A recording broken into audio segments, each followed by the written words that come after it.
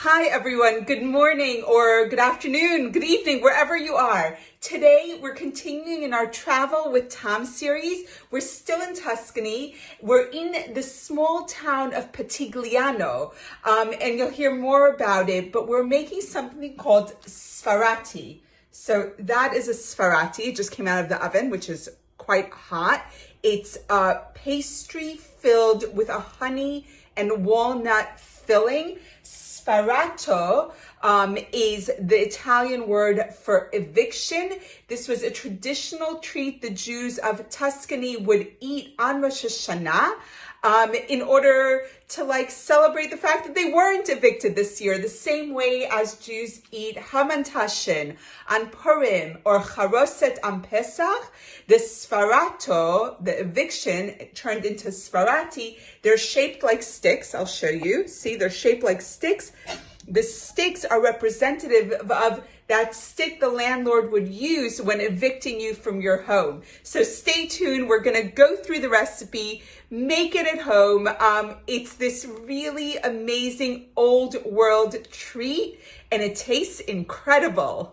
So really smack dab in the middle of Tuscany is this little village, Pitigliano, which was known as Little Jerusalem. The reason being that starting from Jewish settlement in Pitigliano in the 14th century, the presence of Jews there accounted for between 25 to 50% of the town. That's a lot of Jews percentage-wise for a town.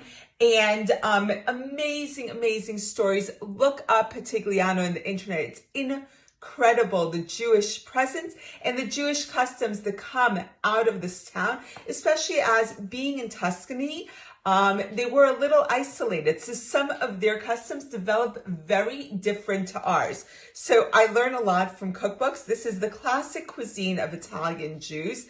The writer Edda Servi Machlin, or Mashlin, I don't know, wrote this book in 1981, and she was born and raised in Pitigliano, and she writes about her experience there. It's an incredible testament to the Jews there. Her father served as the local rabbi and the shochet and the cantor. Her father seems to have done everything. And one of the dishes that really stood out for me is a dessert. I do love desserts, so I always focus on them. But if I'm not mistaken, it's towards the end of the book, as most desserts tend to be. Do we not think desserts should be like in the beginning of books? That would make much more sense for the way I cook. Sfratti, it's called. Sfratti is this very traditional Tuscan, especially from this town of Pitigliano, dessert. And the reason it's so interesting is Sfratti comes from the Italian word sfarato, and sfarato means to evict. So Jews have done this before. We take our really difficult situations and we bake them into a sweet. So the first idea is oznei Haman or hamantashen, those Haman-related Purim treats. Or on Pesach, we eat charoset.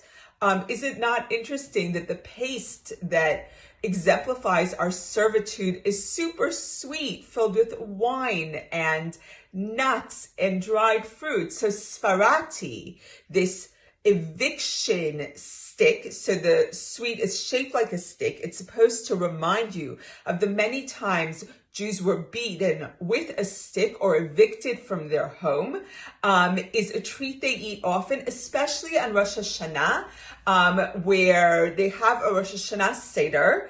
Many of us have started adopting that custom now, but it's something I grew up with. So maybe my Italian roots are really there because they do this Seder as well. And Sfratti was the dessert, and they would eat this stick-shaped sweet and hope to never be evicted again. I'll continue with the story of Pitigliano soon, but let's get on with our Sfratti. So the first thing to make is the dough. What we have here is a very simple but very sweet dough. The dough is going to encase a walnut honey filling. So we've got flour, you can use margarine or butter, and 1 cup of sugar going in there. And I'm guessing that the ancient Jews of Pitigliano didn't use a food processor, but I've got one, so I'm going to use one. You could do this by hand as well. So we're going to pulse until we have the feeling that all the butter is merged with the flour. And here's what's interesting. When you do this by hand, you can really feel it. But I always encourage people who are learning how to make pastry, the first few times, do it by hand so you know what you're looking for. But if you want to cheat and go for the food processor, do that. You'll figure it out. So if I look in, I can still see big pieces of either butter or margarine. So that's not what I want. So we're going to keep on pulsing until it all comes together. So the pulsing is done, and I can tell because there's just no lumps of butter left. And the flour is really just a tad moist. It's not really there yet. Now, an ancient Italian living in Pitigliano would have added sweet wine to their dough to make sure it stayed pareve. You don't have to do that. I've replaced it with almond milk, just because sweet red Italian wine isn't one of those things I have available to me. Who knew, right? New normal. I'm not going out hunting for a specific ingredient. So I've worked out the amount so that we can use what's readily available. So I'm going to add my liquid in. And I'm going to pulse again until it comes together. Right, so my dough is done. I can tell because it's already coming together on its own. I'm going to shape it into 2 large discs and stick them in the fridge for about an hour or 2. But in the meantime, I am going to make the filling and have that ready as well. So on to the filling. It's not surprising to me at all that they would use Sfratti on Rosh Hashanah because the filling is honey and walnuts. Many Ashkenazi Jews don't eat nuts during the Rosh Hashanah period, but what's interesting about the Jews of Italy, many of them are what's called Italkim. They're not Sfaradi and they're not Ashkenazi. They are Italian. They predate the division of Sfaradi and Ashkenazi because they were never in Spain.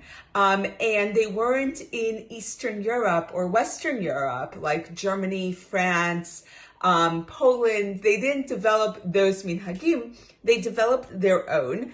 And the Jews of Pitigliano considered themselves Italkim. So I guess they didn't have the issue with eating nuts on Rosh Hashanah.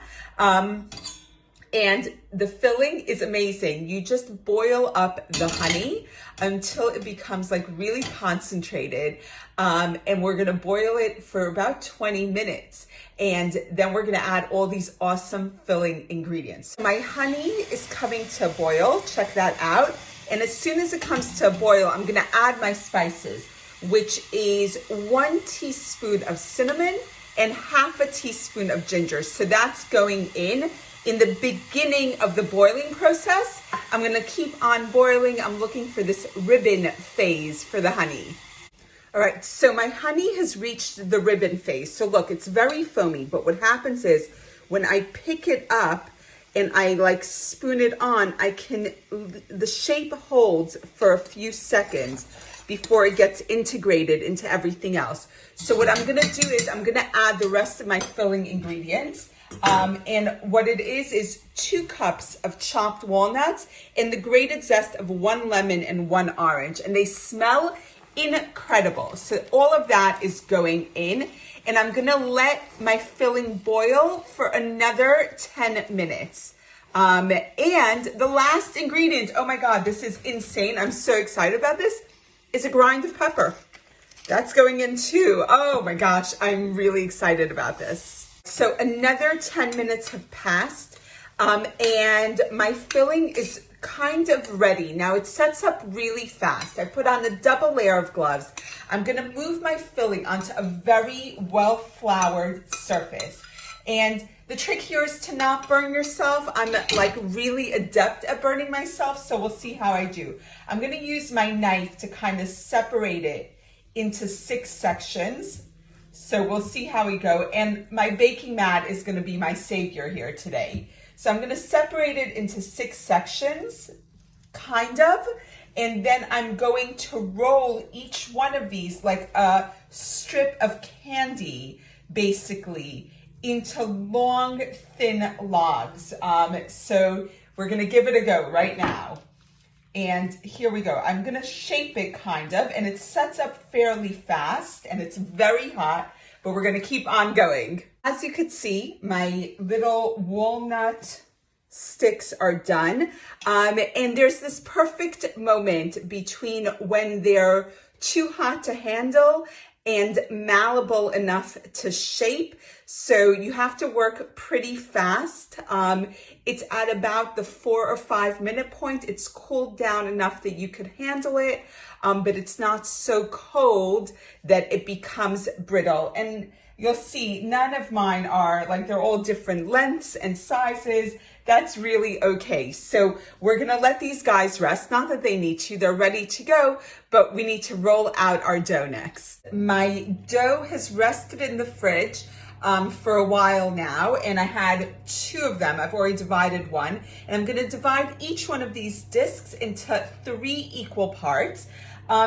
So here are my equal parts. I actually give it a little bit of a knead after I've divided it, just to make it a little more malleable. Then on a floured surface, I'm gonna roll it out to about the length of one of my sticks of filling. So I'm using the stick as a guide to know how long to roll out my dough. And then once I get the length I want, I'll roll it to its maximum width. Does that make sense? So right now, my dough and my stick of filling are the same length. And now I'm gonna proceed to roll it out to make it as thin as possible. Once it's super thin, I'm going to put my stick of filling into the center of the dough, roll it up, and we're not gonna cut it. This is amazing. These Sfratti are meant to last for quite some time.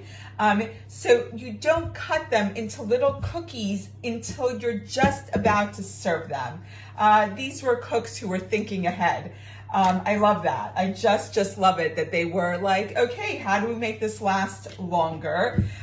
So I've rolled out my dough. It's a bit crumbly, which tells me the dough is like buttery and gorgeous. And my filling, can you see that, is going in, and I am rolling it up. And this rolled dough is going onto my cookie sheet right here. And I'm gonna brush it with some egg wash, and it's gonna bake for about 20 minutes until it's ready. So I don't know that the Italian cooks who came up with this recipe were coming up with this very traditional Jewish taste, but I just had one. See, I bit into it.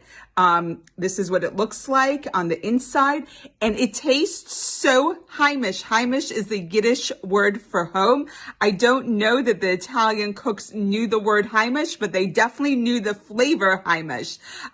It is amazing and delicious and has this awesome old worldy taste. So try them. I'm serious, try it. It is really different and yet very, very familiar. See y'all soon.